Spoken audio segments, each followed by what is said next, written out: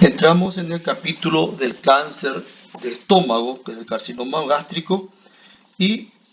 yendo directamente a detalles importantes de esta patología, podríamos decir que tiene dos modalidades, o existen dos modalidades de detección de este tipo de lesiones. Uno de ellos sigue constituyendo el estudio varitado radiológico y el otro es el estudio endoscópico que hace un rato mencionamos al hablar de las úlceras de estómago. Cuando existe una depresión central, es decir, una erosión superficial en una región determinada del interior gástrico, con ciertos cambios morfológicos en cuanto a su anatomía habitual, tal como el aplanamiento de pliegues y la irregularidad en cuanto al trayecto de los pliegues que restan circundando a una lesión sospechosa, podríamos ver que esta erosión superficial no siempre asienta sobre una superficie sobreelevada del crecimiento, digamos, proliferativo intraluminal. Podría ser también una erosión que asiente nada más que sobre una superficie plana, pero con características modificadas del relieve mucoso regional. Cuando existe esta depresión central, una erosión superficial, esta siempre es irregular en su forma y con una superficie de profundidad, diríamos así, irregular, desigual,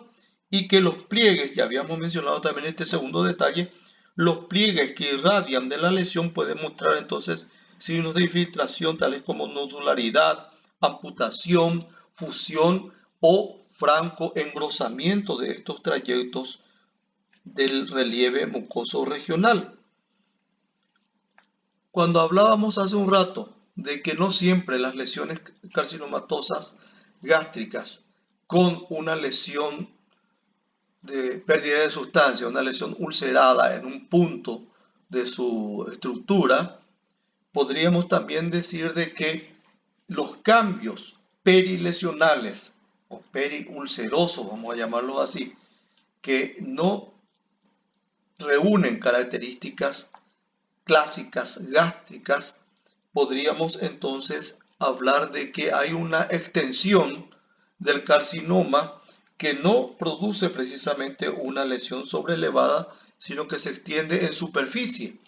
La extensión o la amplitud de esta extensión en superficie va directamente prolongándose, ya determinado por estudios anatomopatológicos, a través de la submucosa y van extendiéndose, rodeando de forma totalmente anárquica e irregular en su crecimiento al territorio, digamos, del inicio o del centro del carcinoma, allá donde esta lesión se ha originado. A esta segunda modificación de la infiltración en superficie más o menos extensa de la pared gástrica conocemos como linitis plástica. Es una infiltración difusa, predominantemente decíamos submucosa, que se manifiesta en los estudios varitados como una disminución de la distensibilidad, una rigidez de la pared a ese nivel y puede que pase incluso hasta desapercibida a un estudio endoscópico y con mayor razón todavía podría pasar totalmente inadvertida en un estudio radiológico contrastado.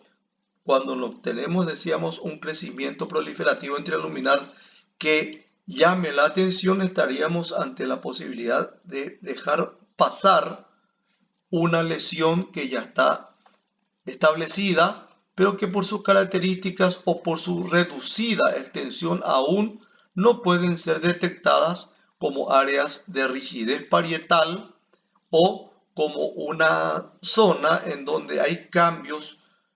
digamos, significativos, evidentes, que puedan ser detectados por la endoscopía digestiva. Los carcinomas avanzados, ulcerados, o elevados ya, como decíamos, con un proceso proliferativo intraluminar, en el estudio radiológico suelen ser de gran tamaño y evidentes. Es difícil ya que pasen desapercibidos en estas condiciones, pero decíamos al hablar de la úlcera gástrica que las dimensiones de la lesión no son precisamente detalles a llevarse en cuenta para catalogar o clasificar como benigna o maligna la lesión. Tampoco las características del rodete edematoso perilesional, que en el caso de una úlcera péptica benigna es puramente de características inflamatorias y que en el caso de una lesión carcinomatosa ya sería entonces por un proceso infiltrativo de células atípicas. Pero de todas maneras vamos a ver que eso, desde el punto de vista puramente radiológico, lo que se ve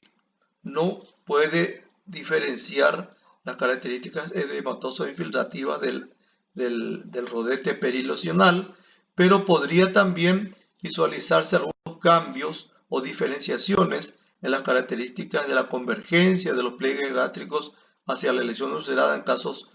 benignos y la amputación, distorsión, convergencia y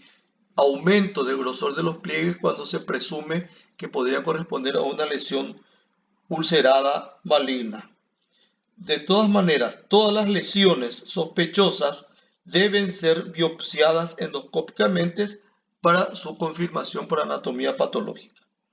El otro detalle que deberíamos agregar ante la presunción de una lesión carcinomatosa gástrica sería su estadiaje, porque tiene mucho que ver este detalle con la posibilidad de establecer una terapéutica adecuada. Y cuando hablamos de estadiaje estamos hablando de qué profundidad de afectación parietal estaría estableciéndose en el caso de una lesión carcinomatosa y también la posibilidad de que haya una reacción perigástrica ocasionada por este cáncer en desarrollo.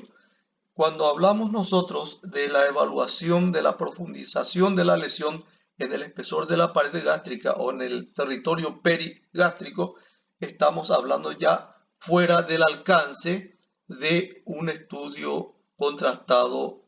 gástrico, puramente radiológico, y entraríamos entonces a otro tipo o recurriríamos, perdón, a otro tipo de equipos imagenológicos para poder llegar a conclusiones acerca de estos detalles de profundidad y de lesiones o de extensión, perdón, perilesional o perigástrica. Estaríamos hablando entonces de la endoscopía intracavitaria, perdón, de la ecografía intracavitaria y en el mejor de los casos, si es posible hacerlo, a la tomografía computarizada, en donde incluso podemos ver a estructuras relativamente alejadas del ámbito puramente gástrico, tales como hígado o ganglios linfáticos regionales, que podrían tener cambios morfológicos sugestivos de corresponder a focos de extensión por vecindad o de tipo de metástasis a estructuras vecinas.